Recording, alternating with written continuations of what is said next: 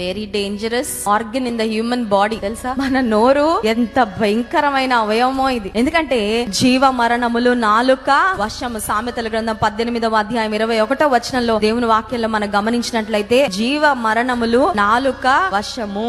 నీ నోటిలోనే ఉంది అంతా. తెలుసా? దాని యందు ప్రీతి గలవారు దాని ఫలమును, ఏ ఫలం తింటారంటే నోటి నుండి వచ్చే మాటల ఫలం అంట. అర్థమవుతుందండి? చెట్టు వేస్తే ఆ చెట్టు నుండి వచ్చే ఫలాలు మన పెరట్లోనో మన గార్డెన్ లోనో ఉంటే అవి కాయలు వచ్చినప్పుడు, పండ్లు వచ్చినప్పుడు మనం భుజిస్తాం. మన జీవితంలో ఏ ఫలం అనుభవిస్తామంటే మన నోటి మాటల యొక్క ఫలము అనుభవిస్తాం. చాలా సార్లు వ్యర్థమైన మాటలు మాట్లాడాలనే శోధన వస్తుంది. తెలుసా? ఈ నోటిని అదుపులో పెట్టుకోవడం చాలా కష్టం అండి. చాలా సార్లు అనిస్తే పోతుంది కదా, మాట్లాడేస్తే అయిపోతుంది కదా.